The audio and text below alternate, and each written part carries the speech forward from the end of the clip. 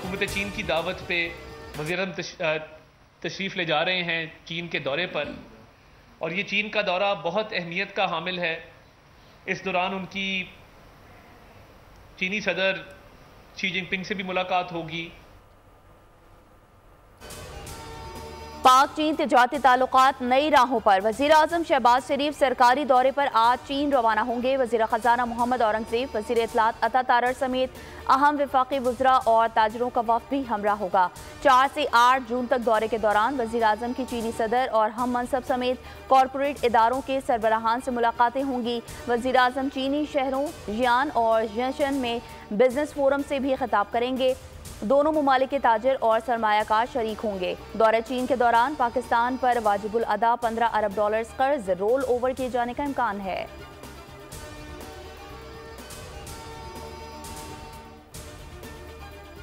इसलिए आइन और कानून देखने के लिए ईसीबी ये कर दें या एक आप उधर से करवा लें, उनका आदमी जाके उनसे कुछ करवा लें, उससे कोई फर्क नहीं पड़ता। क्या it was entitled as of right to get the proportional representation because the bar set under Article 17 as a fundamental right is very, very high, and it has to be interpreted dynamically and progressively. Yes.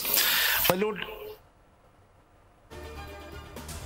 Sunni Ittehad Council की मखसूस नशिस्तों का case समाअत आज दिन 11 बजे होगी। गुज़िश्ता समाअत पर justice Mandokhail ने remarks दिए थे कि बल्ले के इंतखाबी निशान वापस होने पर तासुर गया कि सियासी जमात खत्म हो गई और जमहूरियत का जनाजा निकल गया।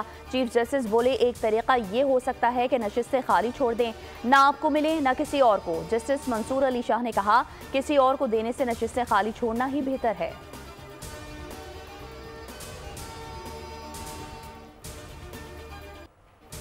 सैफर केस में बानी पीजे और शाह महमूद कुरैशी को बरी कर दिया गया। इस्लामाबाद हाई कोर्ट ने सजाएं कलअदम करार दे दी। खुसूसी अदालत के फैसले के खिलाफ बरीयत की अपीलें मंजूर। बानी पीजे और शाह महमूद कुरैशी किसी दूसरे मुकदमे में गिरफ्तार नहीं तो रिहा कर दिया जाए। चीफ जस्टिस आमिर फारूक ने मुख्तसर फैसला जारी कर दिया। तफसीली वजूहात की बाद में जारी की जाएंगी। खुसूसी अदालत ने दोनों को 10-10 साल कैद की सजा सुनाई थी। 9 मई के दीगर मुकदमात में गिरफ्तारी के बाद फौरी रिहाई मुमकिन नहीं।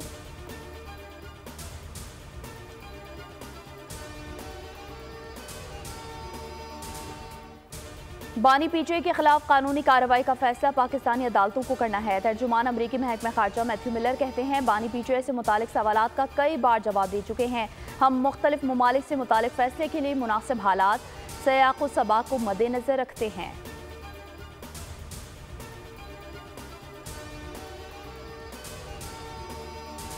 साहब का आलम बुलंद हुआ, हक ज़ाहिर हुआ अल्हम्दुलिल्लाह। और जो बोगस केस था उसका आज खात्मा हुआ, जिसके नतीजे में उन्होंने आलमोस्ट 10 महीने तक खान साहब को रखा था। देर से सही, लेकिन अल्हम्दुलिल्लाह हो गया और हक ज़ाहिर हो गया। जाली केस का खात्मा हो गया। बानी पीजे सुरखरू हुए। पाकिस्तान तहरीक इंसाफ फैसले से खुश। सैफर केस में बुनियादी उसूलों को मद्देनजर नहीं रखा गया था। मुकदमा बनाने वाले अदालत को मुतमईन ना कर सके। बैरिस्टर गौहर की गुफ्तगू। शिबली फराज ने कहा, आज अवाम सोचेंगे मुल्क में कभी कभार इंसाफ भी हो जाता है। फैसला ताज़ा हवा का झोंका है। असद कैसर बोले, सैफर केस का फैसला हक और सच की फतह है। अलीमा खान का कहना था कि बानी पीजे ने किसी को नहीं कहा मुझे जेल से निकालो। मेहरबानो कुरैशी बोली, पहले ही कहा था कि सैफर केस मुंह के बल गिरेगा। आज अल्हम्दुलिल्लाह आपने देख लिया कि सैफर केस बढ़ गया।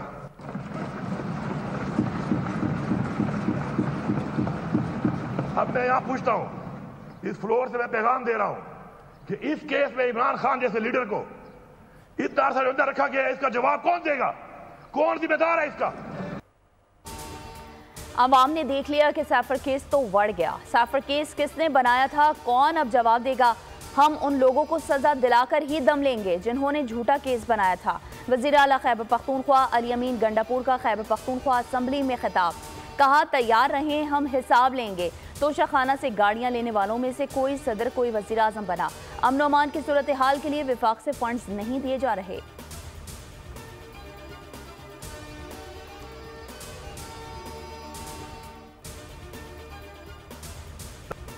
साइफर एक हकीकत है और साइफर से झुटलाया नहीं जा सकता।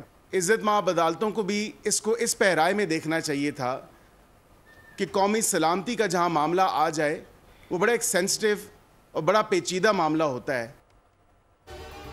सैफर एक हकीकत है जिसे झुटलाया नहीं जा सकता। अदालतों को मामला नेशनल सिक्योरिटी के तनाज़ुर में देखकर फैसला करना चाहिए था। वफाकी हुकूमत के तर्जुमान बराए कानूनी उमूर बैरिस्टर अकील की प्रेस कॉन्फ्रेंस, कहा झुटलाया नहीं जा सकता कि सैफर की कॉपी गायब है। साबिक प्रिंसिपल सेक्रेटरी ने बयान दिया कि वज़ीर-ए-आज़म की कॉपी मिसिंग है। बोले सैफर को सियासी मकासद के लिए इस्तेमाल किया गया।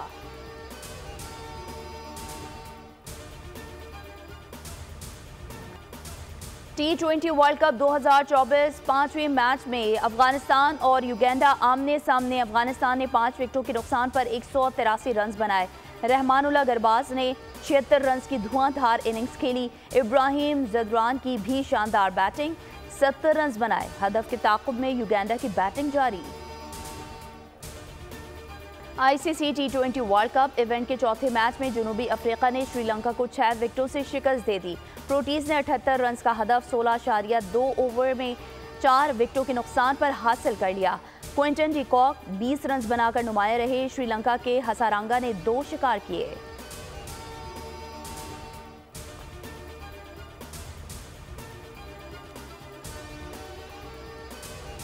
जो टीम T20 वर्ल्ड कप की ट्रॉफी उठाएगी $70 लाख भी साथ ले जाएगी। ICC ने इनामी रकम का ऐलान कर दिया। रनर अप टीम को 35 करोड़ रुपए, सेमीफाइनल में पहुंचने वाली टीमों को 21 करोड़ 94 लाख रुपए दिए जाएंगे। सुपर 8 मुकाबले खेलने वाली टीमों को 10 करोड़ रुपए का इनाम दिया जाएगा।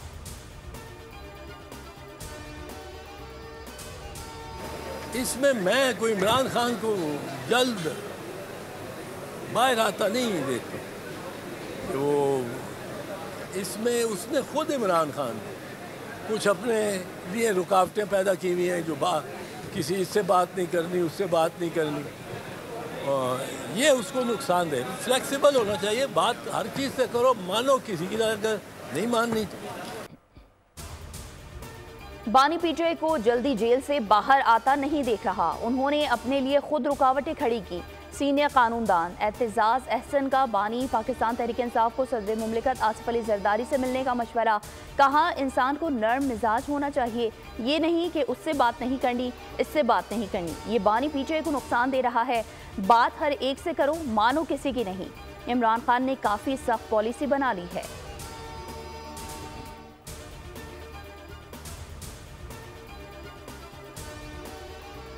कोयटा में अफसोसनाक वाकया। संजीद में कोयले की कान में गैस लीकेज, दम घुटने से 11 अफराद लुक़्मा अजल बन गए।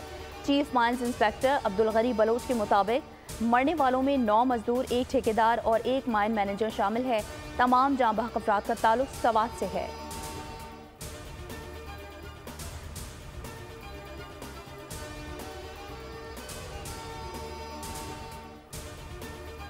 पंजाब में तूफान, 3 अफराद जान से गए, मुतादिद जख्मी। लाहौर में आंधी के बायस दरख्त गिर गया, 2 मोटरसाइकिल सवार जख्मी हो गए। कई फीडर स्ट्रिप कर गए। बिजली का निज़ाम दरहम बरहम, शहर का बेशतर हिस्सा तारीकी में डूब गया।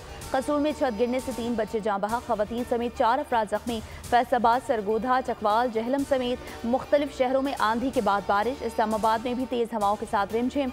गर्मी का जोर टूट गया। आज से 8 जून के दौरान खैबर पख्तूनख्वा, बलूचिस्तान, गिलगित बल्तिस्तान और आज़ाद कश्मीर में भी गरज चमक के साथ बारिश का इम्कान। इस कौम में कराची के निकलो ना, कब निकलोगे? कराची के साथ तो जितनी ना इंसाफी हो रही है उतने पूरे पाकिस्तान में किसी के साथ नहीं हो रही। ये तो हमें तो बस खाली लॉलीपॉप दिए जा रहे। 2 घंटे हमारे बच्चे रेस्ट कर पाते और हम भी सारी रात जो है लाइन नहीं होती। जो चाराने का बिल 2-2 हजार, 10-10 हजार, 20-20 हजार गरीब झोपड़पट्टी वालों का बिल। दिन को सुकून न रात को चैन। 12 से 14 घंटे तवील लोड शेडिंग का सिलसिला जारी। कई इलाकों में पानी की शदीद किल्लत पैदा हो गई। शहरी के इलेक्ट्रिक पर बरस पड़े। कहा, बिजली आती नहीं, लंबे लंबे बिल आ जाते हैं। कराची वाले जाएं तो जाएं कहां?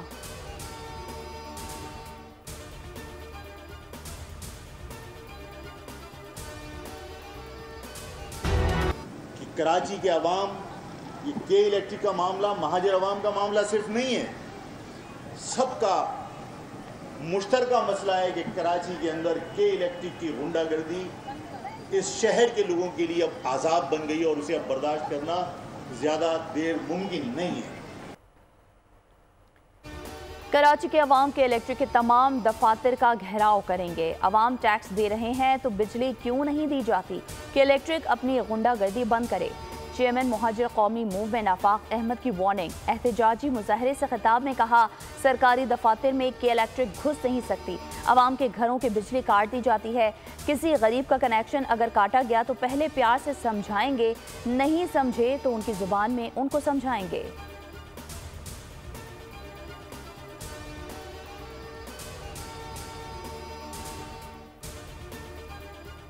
शहर कैद में जराइम पेशा नासिर बेलगाम डाकुओं से निपटने के लिए शहरी खुद ही मैदान में कूद पड़े।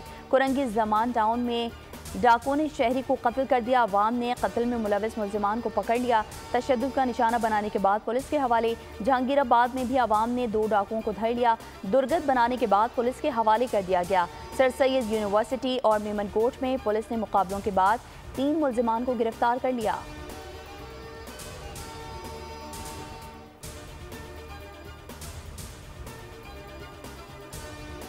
माली मुफ्त दिले बेरहम के इलेक्ट्रिक का बगैर मुआहदे विफाक से बिजली लेने का इंकशाफ। के इलेक्ट्रिक सरकार से CPPA के जरिए इजाफी बिजली खरीदता है।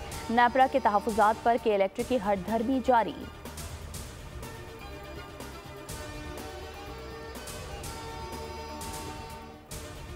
मुल्क के मुख्तलिफ शहरों में आज आंधी के साथ तूफानी बारिश का इम्कान। महकमा मौसमियात के मुताबिक इस्लामाबाद, मरी, दीर, सवात समेत दीगर बाला इलाकों में धुआंधार बारिश हो सकती है। चकवाल, अटक, मंडी बहाउद्दीन, गुजरात और पंजाब के दीगर शहरों में भी बारिश मुतवक्के है। बलूचिस्तान और सिंध के कई अजला में आंधी और झक्कड़ चलेंगे। कराची में गर्मी की शिद्दत का जोर टूट गया। शहर का आज ज्यादा से ज्यादा पारा 34 रिकॉर्ड किया जाना मुतवक्के है।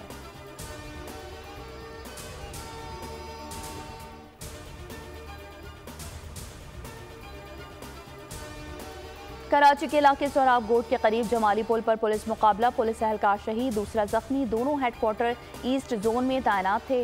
वजीर दाखिला का नोटिस। SSP ईस्ट से रिपोर्ट तलब। तनख्वाहों में इजाफा करो, रिटायरमेंट की उम्र 60 साल करो। कराची प्रेस क्लब के बाहर असातिज़ा का एहतजाज। मुतालबात के हक में नारेबाजी। मुजाहिरीन की गवर्नर और वज़ीर आला हाउस जाने की कोशिश। पुलिस ने रोक दिया। मुजाहिरीन को मुंतशिर करने के लिए वाटर कैनन का इस्तेमाल। महकमा तालीम सिंध के असातिज़ा के साथ मुज़ाकरात कामयाब। एहतजाज खत्म। तमाम गिरफ्तार असातिज़ा को रिहा कर दिया गया।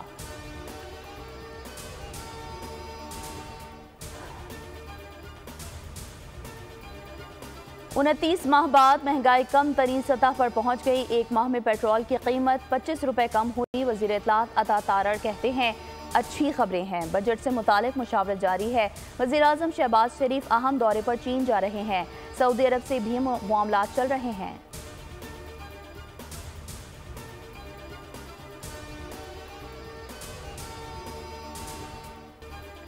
तवानाई बहरान से परेशान अवाम के लिए अच्छी खबर। OGDCL का तेल और गैस की मुकामी पैदावार बढ़ाने का ऐलान।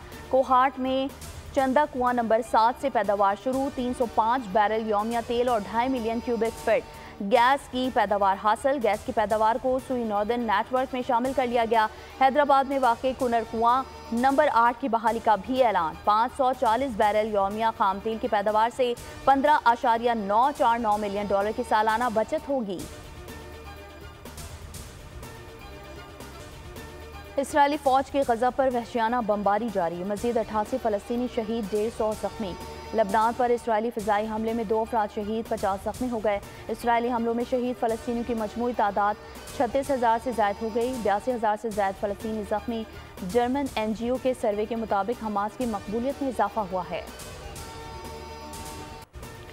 और एशियन वॉलीबॉल चैलेंज कप में पाकिस्तान थाईलैंड को शिकस्त देकर क्वार्टर फाइनल में पहुंच गया। पाकिस्तान ने दोनों मैचेस जीतकर पोल B में पहली पोजीशन हासिल कर ली। क्वार्टर फाइनल में पाकिस्तान टीम पोल D की दूसरे नंबर की टीम से खेलेगी।